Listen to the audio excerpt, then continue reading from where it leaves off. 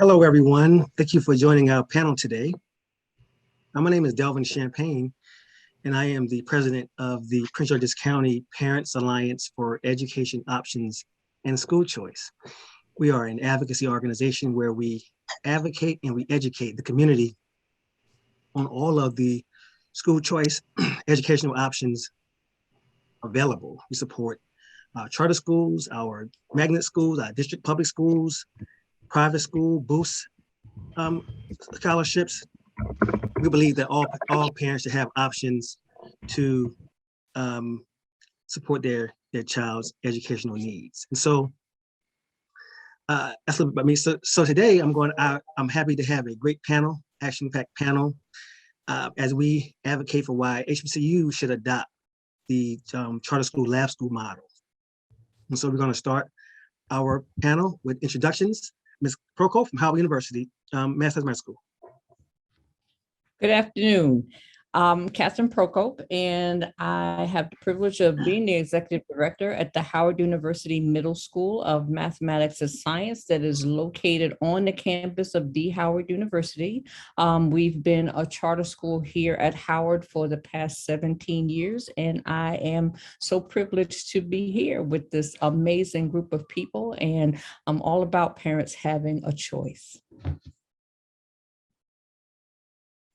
Next, we have Dr.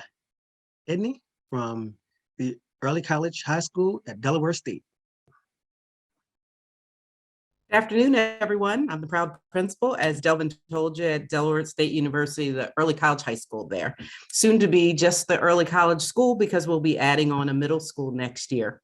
I have been at the school since the second year of its existence. About the past 7 years, we've graduated 4 classes, and next Tuesday we'll be graduating our 5th class. Delaware State University has had it. This has been a charter school at Delaware State University the entire time the school has been in existence. And I'm very delighted to be here with all of you today. Okay, moving right along. Just a quick background on how this came about. My name is Delvin Champagne again, and I am a proud graduate of 2 HBCUs, Norfolk State University and the Howard University Graduate School. And so if you guys are following what's going on in Virginia, where Norfolk State is located, the governor put forth the legislation to expand charter schools. The legislation failed, and they rewrote some of the bill to make it what is called a lab school, where they would partner with all of the colleges and universities in the state. And my alma mater, along with the other 3 Virginia HBCUs, Hampton, Virginia Union, and Virginia State, all participated along with another 30 universities to initiate a charter school under that lab school model. And so that's where I got the idea from. I'm a strong supporter of charter schools, and we're going to jump right in to why we're here and why we can advocate for charter schools affiliated with HBCU. So the first question is, how does your HBCU start the partnership with a charter school operator? Dr. Ms. Procope. I'm going to accept that doctor's got a year, but I'm going to take it for now. Absolutely. So in 2005, the Howard University trustees and board, we had an advocate, and an executive vice president from the university felt that the university should start an opportunity to create a pipeline to STEM careers in middle school. If any of you have been a middle schooler, you know that between 6th and 8th grade, lots of changes happen to you both physically and mentally. And students at that age group start to make decisions as to where they're going to go and what they want to do. And so the university decided that they were going to plant that seed at that moment. And they got so invested in it that through the Washington, D.C. Public Charter School Board created a charter application and went through the process to have a school right here on campus. And in 2005, we in North had our first class, and so invested was the university that our school is right on the yard. And it has been a big benefit to our students ever since.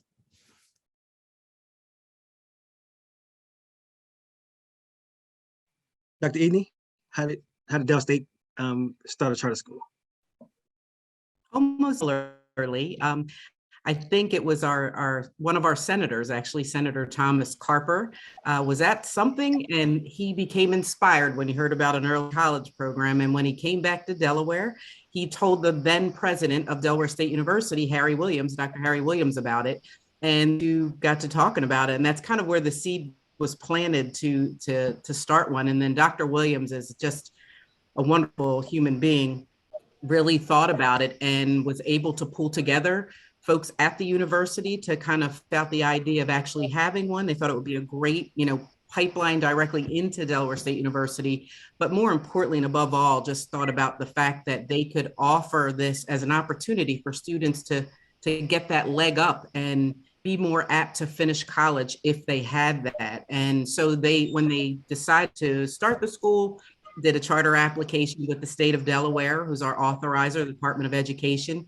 And they in probably the mid 2000s, and then eventually did some planning, and the school came to life in the fall of 2014.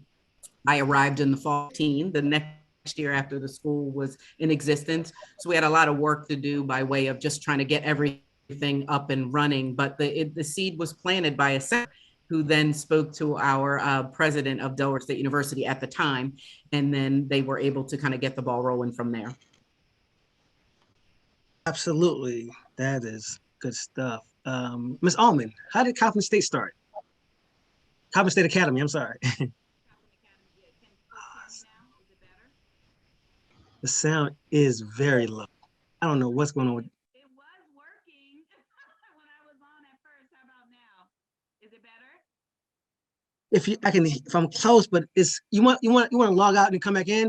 I can do that. Yeah, do that, and we'll come back to you. I'm so sorry that it's not as. It worked and then it doesn't. I don't know. It's getting louder. I don't know. Tell the log back in and come back in, and we'll try to do that. I'm sorry. I'm so sorry. No worries. No worries. Moving right along.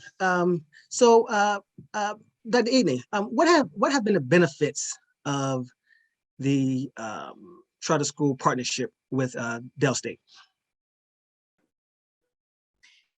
I mean, we have a wonderful partner in Delaware State University. They're very generous to us, and the partnership just has many legs. So you have partnerships with all of the departments.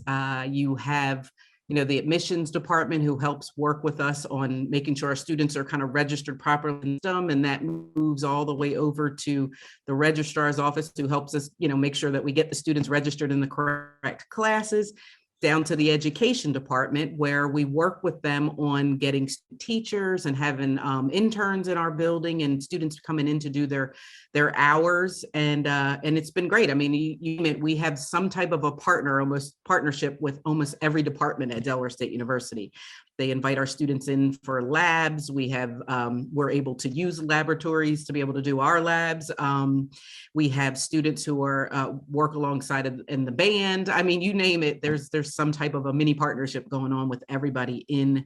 And it just makes too much sense to have this as an option for students in the state of Delaware. Our state is so small on a map. We literally have students from the entire state in our building, and we transport them by doing hub stops. So we find centralized locations for the students to be able to get to, and we're able to get them to the middle of Delaware where our school is located. Some of them are on the bus for an hour, but for them it's free college classes, so they get on the bus. So it's the partnership with Delaware State University is been pretty fabulous by way of just working out, kinks in early on and helping the school system grow to a point where we're able to actually.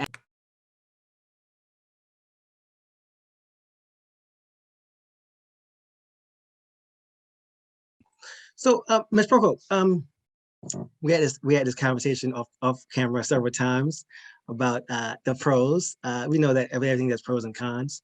What are some of the pros to the partnership at Howard University, Math Science Well, I Middle? think that for sure, and I agree with Dr. Edney that there are Howard University is a tremendous partner for us as well. And for a lot of the same reasons, interns, I want to speak specifically since the pandemic. And there's been a lot of talk about, students needing social emotional support and just being able to partner with the School of Social Work and have some of their students here in our building assisting our children has been invaluable over this past year. Again, one of the things that charter schools always struggle with is facilities and finding a building, and just being able to be here on campus is really, really amazing.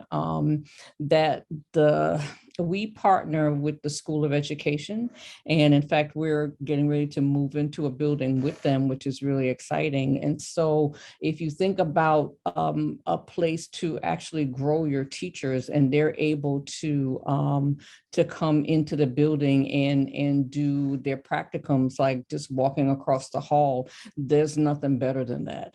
And I think for us too, one thing that, you never really speak about is many of our children never even thought of college. Their families are, from areas in the city where, many of them are struggling. They're not college going families at all. And for their children to step onto the campus, I heard a parent say to her child, said, "Baby, you stepping into the future right now." And so I think though that is a tremendous pro for us. Absolutely. We have Ms. Almond back. Ms. Almond, are you there? I'm here. How about now? Yeah, she's here. I don't She's know. here. No, we had loud and clear. That is awesome. So we're going to go back to you and just answer a couple of the first questions. They kind of run together, so you can kind of Sure. give your spiel. So the first one was, how did Coppin Academy start the partnership, and also what are kind of some of the benefits of having a charter school on campus? Yeah, so Zoom works until it doesn't, right? I mean, you Absolutely. can't try it, you try it and keep going. But yeah, Coppin Academy is located on the campus of Coppin State University in Baltimore, and the school started in 2005. Coppin State actually had the first charter school in Baltimore City, which was Rosemont Elementary School. And they also had a child care center, and they have one still. And so the group of educators, administrators, and the president wanted what they called an urban corridor. So they wanted to have a streamlined way of students going from cradle to the end, I guess. I don't want to say grave, but cradle until adulthood, to have students to attend the school. And so the high school was started in 2005. And being a public charter in Maryland, so the legislation is a little different, maybe in the other states, that we are under the auspices of Baltimore City Public Schools. So that's our local education agency. And so we serve 9 through 12. It's been a great experience for me. I'm actually an alum of Coppin State University with elementary education bachelor's. So to have taught in Baltimore City and then come back and be principal at my alma mater has been a huge honor, and able to give back. The benefits have really been for everyone. It's not just the students. Of course, I'm sure what my colleague shared, giving students the opportunity to see a college experience rate every day as they walk on the campus, having the exposure to faculty. We have teacher professors. So some of our teachers are adjunct faculty of Coppin State, and they teach the dual credit course. So the students are getting high school credit as well as college credit. And so that's a huge benefit to having this school on campus. But it's also been great for teachers. I think, really getting teachers to understand that being college ready is beyond the academics. It's not just academics, they're non-cognitive skills.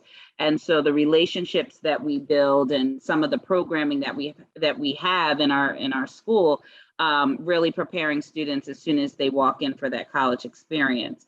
I think also for parents, regardless, I don't know who's on the from where people are on the call, but Baltimore is much more than the wire, much more. And our students are really exposed to a lot of high quality middle schools and high schools, elementary schools in Baltimore City, regardless of what the news shares. So it's great to know that for parents to say, I'm so thankful that my student got in, because they're watching the news too, right? You can't visit every school. And so, to be a part of that work where we know that we're producing high school students to go into college or career has been an honor. And then we have also had parents to go back to school. So as our students are taking college courses, it reinvigorated the parent to go back to continue with the legacy. My grandmother went to Coppin State. Coppin State is known for the nursing program, education. And so for families to be able to continue that legacy has really been a benefit. But, our students are right on campus. When they leave Coppin Academy, they can go wherever they like to go with their college credits. But they do opt to go to Coppin State. So they kind of come back and forth. Our students get to see their colleagues in action. And so it's really beneficial for all stakeholders. Absolutely. And moving right along. And like Ms. Almond said, we don't get to see everyone's faces, but I hope at some point you will join us and open it, make this more of an interactive conversation toward the end. Myself and my wife, we're both educators. We're both licensed in occupational therapy, and my undergrad was in special education. And so it would have been an amazing opportunity to be trained for my academics and also have a school that we can, do teaching hours or service learning or partnership with. And so, does your Ms. Procope, so does Howard University offer student teaching with the School of Education for a pipeline for teachers into the program or teacher training on site there at Howard University? It's so funny you said that. We just I want to say graduated. They graduated from Howard this school year, but they did their student teaching hours with us. And so what happens every year when it gets to that point, the School of Education contacts us and they say, okay, so we've got a math and a science and a special educator and whatever else it is. And they come here and we partner them with our experienced teachers, depending on what it is that they need. And they're able to do that student teaching here. So it's just such a wonderful match that we're right here. And so, and during the time frame when the School of Education is putting, curriculum and those types of things together, we get to be a part of their meetings, so we can actually have some real hands-on discussions about the things that we're seeing and the things that are needed. Absolutely. Dr. Edney, so how does the Delaware State program work with School of Education and teacher training? So Delaware State University a couple years ago started to not have secondary education in some of their majors. So we kind of lost an opportunity there, but they started up with a middle school. So and the fact that we're starting a middle school we're already in talks and partnership of having student teachers in, but we have had some of the majors still do have secondary ed as within their major. So we do have some student teachers in like phys ed. We also have had some of the, as Ms. Procope said, mentioned, Dr. Procope, I'm going to call you that. She mentioned earlier that we do work with social work too. I really love that connection. They work well with our school counseling team, and especially these last 2 years with COVID and mental health issues and everything like that, they've been a godsend in that area as well. But we are looking forward to our coming partnership with having more student teachers back in the building. I know that Delaware State University is actively recruiting Black male teachers in particular. They seem to be unicorns in Delaware. I'm excited. I just hired 3 of them to be in my middle school next year, but they are in particular, really trying to recruit because there seems to be a shortage across the country. And so we want to make sure that we're helping to produce the best ones that could possibly be out there. So we're excited to partner with the College of Education at Delaware State University with our middle school. Absolutely. And I want to make sure I plug Ms. Almond, soon to be Dr. Almond, going to her dissertation. And so we want to make sure we give everybody a plug. And so teacher education, yeah, I know is big at Coppin State. And so you have does that school education, Coppin Academy, do you have a partnership for teacher learning? Yeah, so we there's elementary, early childhood, and the surrounding schools. There are about 8 surrounding schools, like in walking distance of Coppin State. So they definitely do that. A few years back, the same thing with Dr. Edney. It's the certification piece and all of that. And so there's a new president, Dr. Jenkins, and so he is bringing that back, and the provost is working. So my first few years, I did have student teachers. However, not so many teachers, but I've been able to recruit conditional teachers. So from the majors. So, it's a little extra work that they may not have had education courses. However, there's a shortage. So we need teachers. And if they know the content, we can do the rest. And we've also had counselors come over. And so that's been a huge partnership, budding social workers who need their hours and counselors in the various areas of counseling. So we open it up to, what the university needs. Absolutely, that is awesome. And so before you had to cut left and had to leave and come back, I wanted to make sure we jump when you went to this next question first. And so in regarding your charter school operations and your governance and your leadership and your board and your administration, how does it all, how is that structured generally, your board, administration, leadership at Coppin Academy? Yeah, so as I shared, we have a new president. So we actually are in the works of renewal of our contract.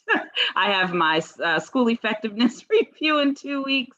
So, so we actively are, renewing. And so basically we have a contract with the school district and with the operator. And so Baltimore City, while there was a change in leadership, I worked with them to get the contract. And so now we're ironing things out. But we do have, as we're moving towards this new contract, we have a quasi board who the provost serves on it, an operations liaison, and the president, chief of staff. So it's really been a lot of VPs, more of the cabinet over the years. I've had parents to join the board years past when we had a previous president. But yeah, I think that, it's really a group effort, shared governance, because there are things at the university. It's, I think that we're beyond, these nice activities. Like, it's nice to have a school. It's nice to have kids get college credits, it's really a business, and so I take that, I don't take it lightly. I say to the president and provost, how can I help you with headcount? I am on the campus, I am taking up a building, I do pay rent for that building, the lights and that kind of piece. And how can I add to, what the university is doing? So it's a seamless process, and we're a part of the fabric. And it does come with folks joining the board. So, and the parents joining. And then we have our own, workings within the building to ensure that we're on track with the strategic plan and goals and things like that. But it's really been a great experience with Coppin State, having different presidents, it's different viewpoints. But we stood the test of time, and I've been there 9 years. So something I think is okay. We'll see this in the next few weeks with this school effectiveness review, how that goes. But I think, it's really been a great team effort with everyone keeping their partnership and roles and responsibilities clear, and the continuous conversation so that we're all on the same page. Absolutely. Dr. Edney, what's the governance structure at Delaware State early college charter school, like your board administration leadership? How is that organized? Sure. I serve as the head of school and principal, school leader, whatever you want to call it. I'm kind of there. I am our board of directors, one and only employee, and then kind of all the others are mine. I have an assistant principal who's also working with me. Next year, we'll be kind of moving into different. I'll be just head of school. She'll be the principal, and I'll have an assistant principal that we'll be bringing along with us as well to kind of help with our expansion. Our board of directors is served by a president, vice president, secretary, a treasurer, and a couple of board members. And we also have a teacher representative, a non-voting student representative, and a parent representative on our board of directors. So we're very excited to have all of our stakeholders involved. Several people who are on our board of directors are also on the Delaware State University Board of Trustees. So we kind of have that connection there. So that helps us be able to relay information to Delaware State University and vice versa. So that's been really great with that. And we have full set of teachers and so forth. So we're kind of governed in that way. Absolutely. Ms. Procope, same question. At Howard University, Maritime Middle School, what is your charter operation structure, board, administration, leadership? How does that look? It almost mirrors Dr. Edney's. It's so hilarious. The DC Public Charter School Board is our authorizer. And so they provide to us all of the compliance requirements that we have. We have a board of directors where we have 5 members who are part of the Howard community. So we have and his name just flew out of my head that fast. He is the director of development for Howard, so he assists us in fundraising. We've got someone from architecture, so they help us with facilities. So Howard has been very strategic in providing board members to us because the people that we have help us with what helps us to be a great school. Our board consists of community members, and we have teacher representatives, student representatives, and parents. Our school also did some shifting because one of the nice things about being a charter school is that you can shift, and pivot, I think, is the word of 2022. And so we wanted to make sure that we could provide some leadership opportunities for people in a less structured space. And so this was the first year for us as well that I moved over, and now we have a principal and assistant principal, and hopefully in attracting additional staff, let them know that, we may be small, but we do have leadership opportunities for them here. So I guess from a governance standpoint, it looks very much similar. And we're excited because our board is real supportive of everything that we do, and we have the support of the outside community as well. Absolutely. That is awesome. And so I would ask a question in regard. I know this is kind of always a question that is kind of sensitive, or is very contentious, or it's a question that we have to ask because it's very important to understand and know generally. What is a general overview of how like budget and finances or fundraising? How do you make sure that all of the funds are there, to make sure that the school is operating, just generally? How does that piece, like your fiscal piece, I'm just curious, just a general overview of how that's managed. Dr. Edney. Well, we're always searching for money, so we'll just start there. I'm sure the ladies will agree. We do get dollars from the state per pupil amounts that kind of come in. We also are able to apply for, a consolidated grant, which takes care of all of the title, this, title, that from the federal government. So that's exciting as well. But we're always looking for ways I'm literally writing a grant as we speak. Well, not right at this moment, but I'm writing one today just to help out with professional development next year, but I can write that right to our state. I've written grants for after school programs, you name it. We're always looking for ways to get money into school. Grants are really a great way to do that. Of course, we need to, we try to work with the university with fundraising efforts. With the advancement team and some other folks in our board to work on having events and other ways to be part of maybe the capital campaign that's going on at the university, so that, you know, people can choose us as a way to donate money to the school. But we do have to do a lot of fundraising to kind of keep things flowing around here. And, you know, I'm sure that's true of the ladies in the room as well, always having to do some fundraising for charter schools. Ms. Almond, Coppin, Yeah. question regarding your fundraising, finances, fiscal structure. Yeah, so actually we are right at the local level. So we receive funds per pupil from Baltimore City.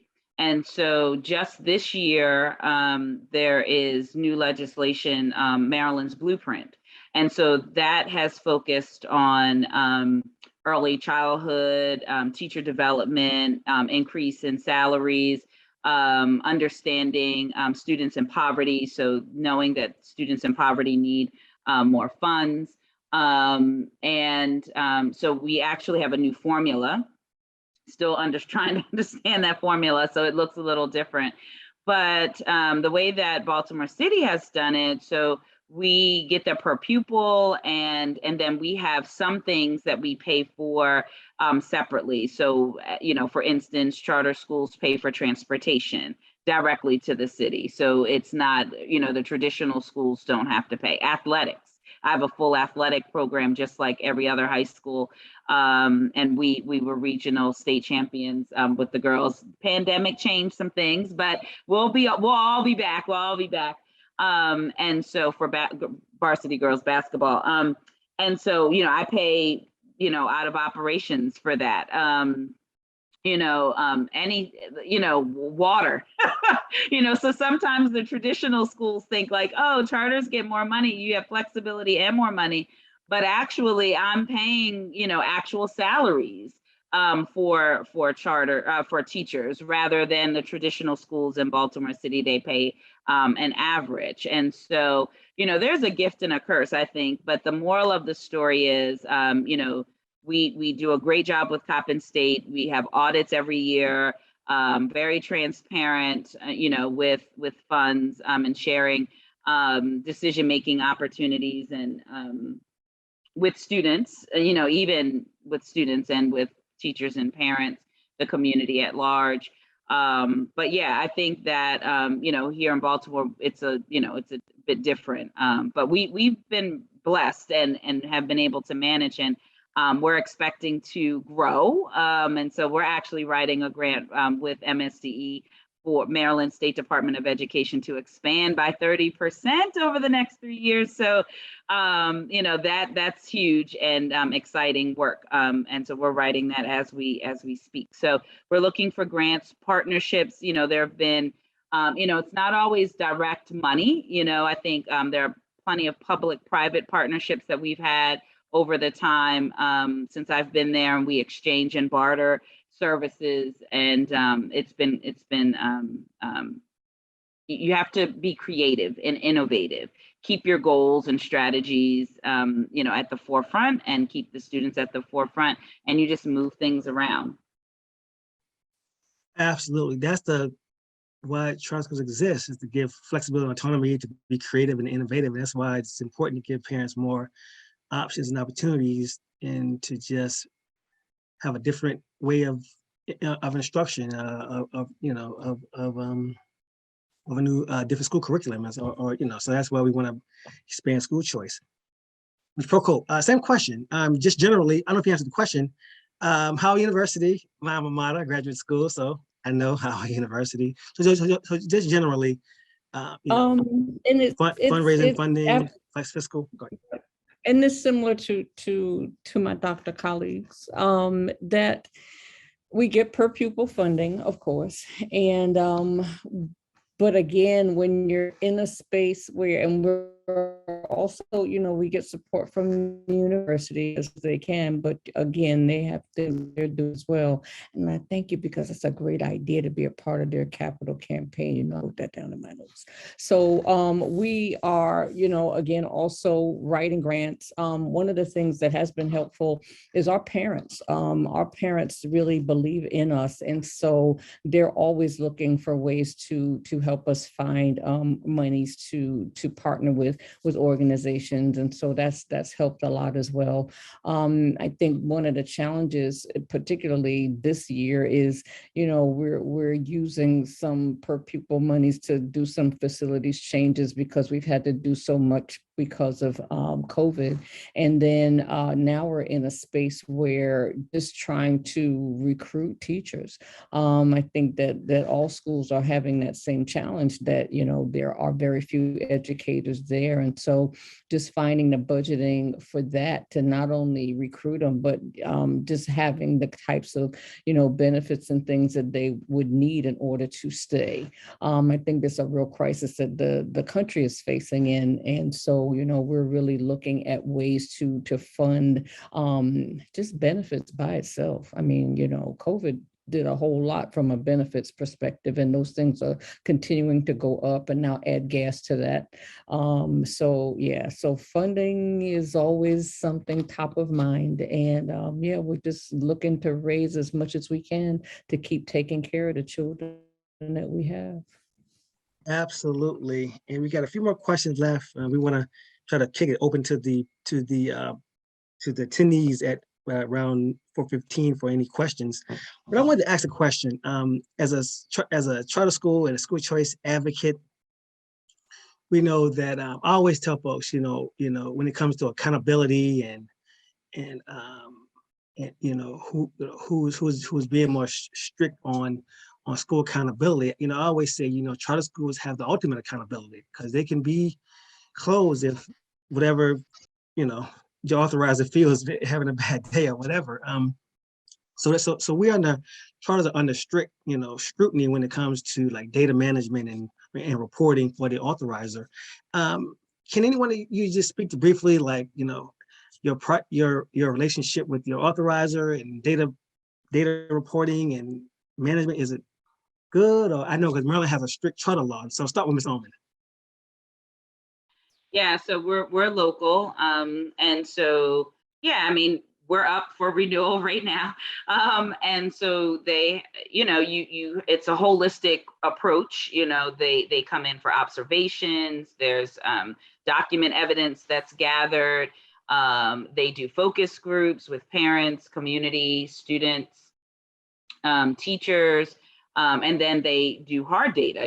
They're looking at, and this year, they're looking at absolute score for MCAP, and that's our Maryland Comprehensive Assessment Program. So it used to be HSA, again, I don't, different states, different acronyms, but, your state testing, they're looking for absolute score. Well, last year we were in person, the governor and, MSDE said, give the test. We're required to give the test. And but kids may not have come back, and so I take that all as a challenge. I don't, I'm not going to get caught up because I think, there are other factors, and, federal law is the slowest to change, right?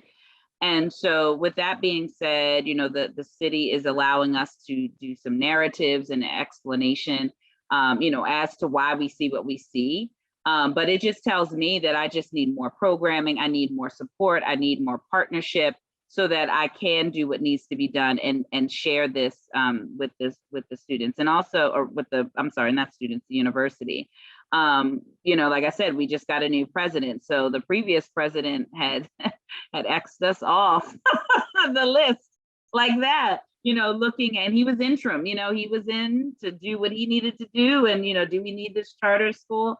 But so it can change, but I think that, as you've shared, everyone has shared, parents need choice, students need choice. It's not that I think the traditional schools don't want to do, it's just, what the laws are saying to do. And so with that being said, I look at at it as a positive thing to really push on, the district to take on some of our innovative programming with dual credit, our teacher professor model, being on a college campus. We're pushing to get 60 credits towards their bachelor's degree right now. We have students that come out with 21 to 24 upon graduation. So we're working on that course sequence to really continue to push and get to 60.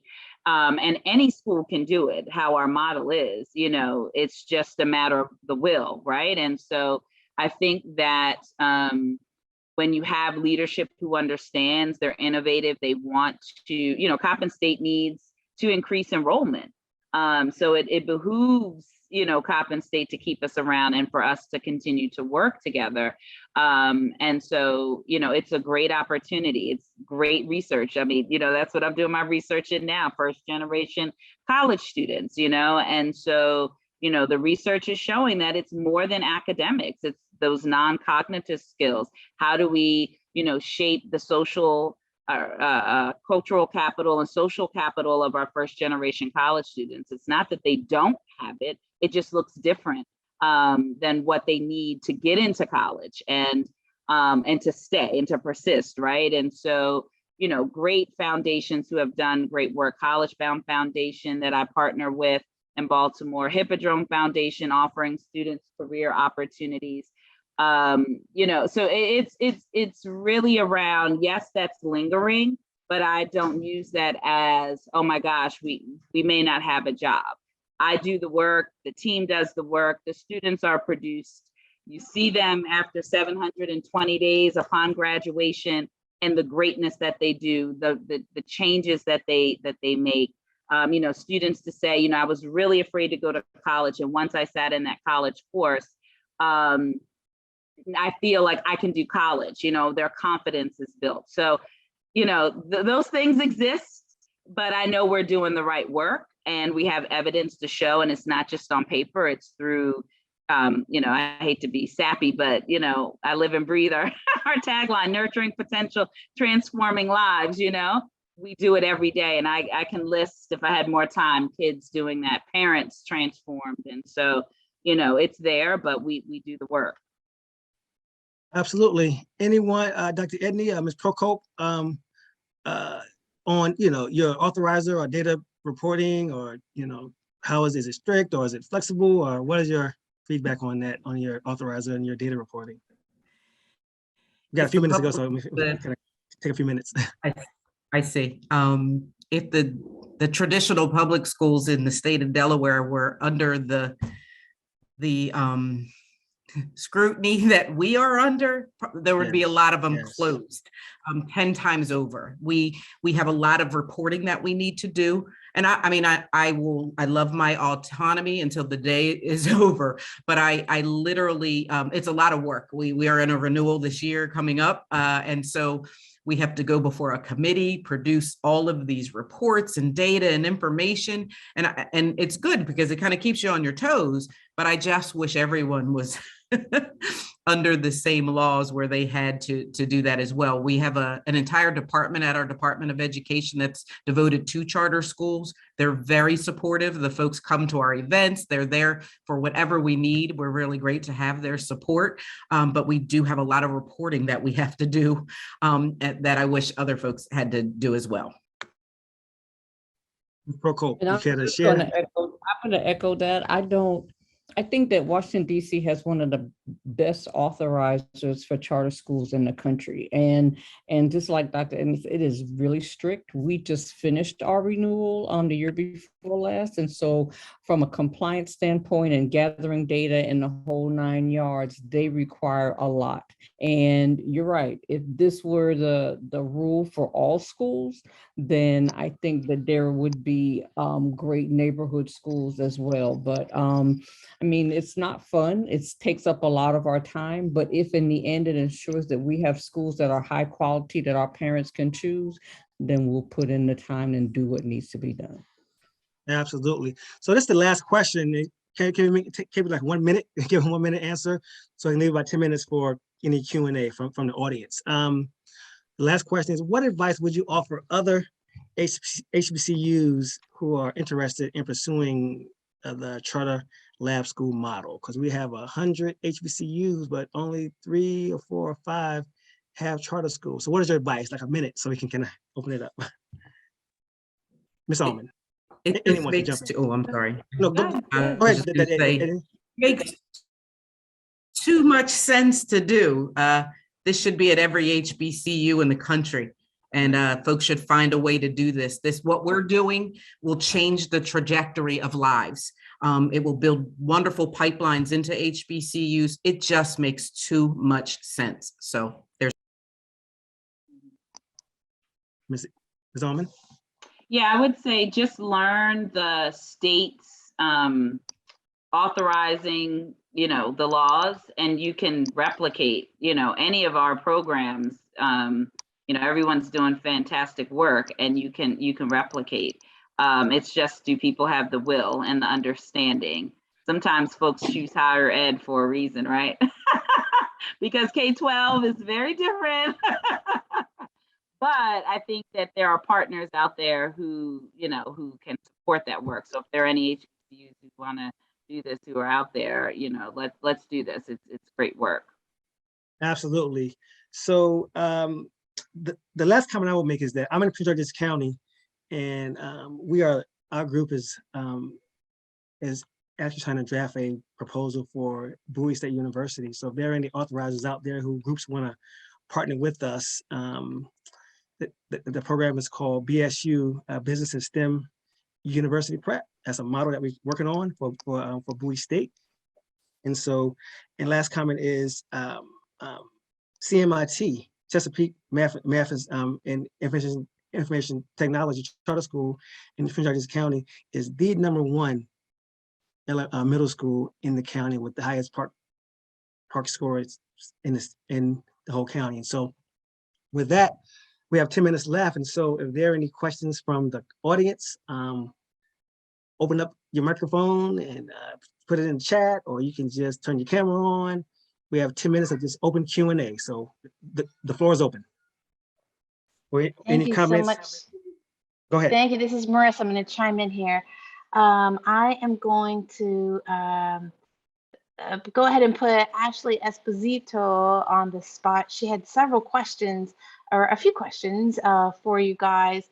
And I know we're limited on time, so I will go ahead and let you unmute if you want to go ahead and ask the group your questions.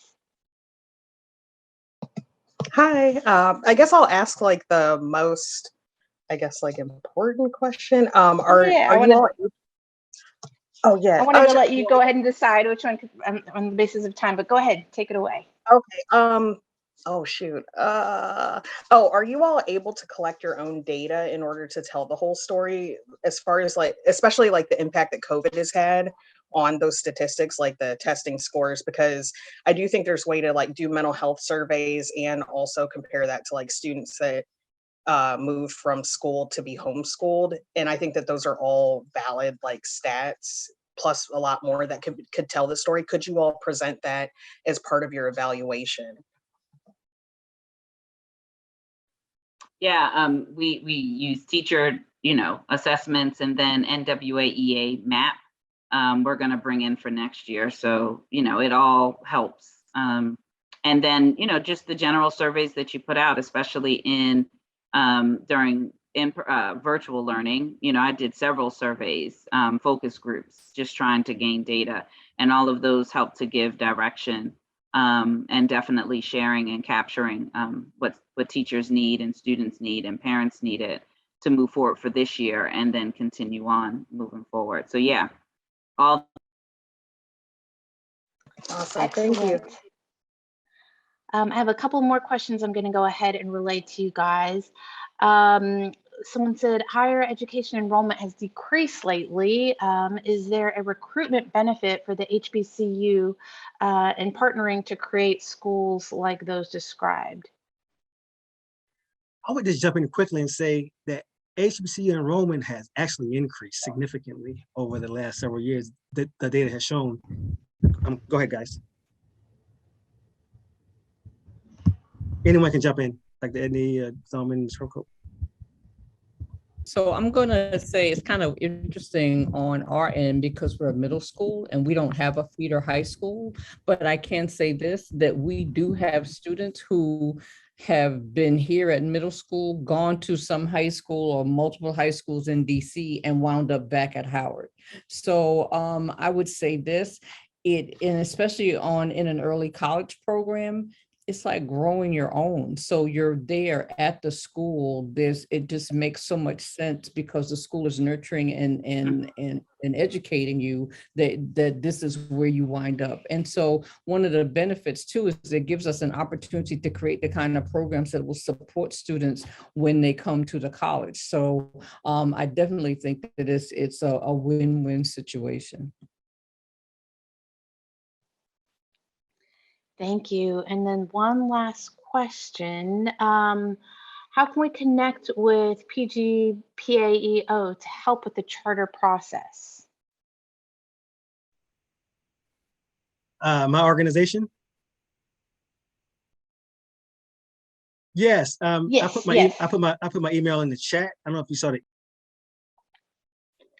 I did see you, Delvin, put it through the Zoom chat. Oh, let's see. I will transfer that to Huva. So Yes, anyone I'm who sorry, it's does in the not, Zoom no chat. worries. Right. That's why I'm here. Yes, So I that'd will be go great. ahead and transfer that over. But if you go on my bio on the profile on my page, you can get my website or LinkedIn and contact me, and we can be in contact. We're advocates. We go to the legislature. I used to work on Capitol Hill and in Annapolis, so I do advocacy, public testimony. I go to all the conferences and testify before the legislature, and I email the dates out, and we assist parents with the lottery process. We are just grassroots advocacy in the community, so that's pretty much our role. But we would love anyone is in PG County want to consider working with us on a proposal for Bowie State. Come join us. Come be a partner with us. We have a good model that we're working on. So Beautiful. Okay, let's see. I think you have addressed all of the questions that I can see. Lots of thank yous and shout outs coming in from the attendees. So thank you all for sharing with us your talent and expertise today. I think we're going to go ahead and wrap it up and let everyone continue on to the last sessions for the day. And thank you. And just as a reminder, the recording of this session will be available on the Whova app.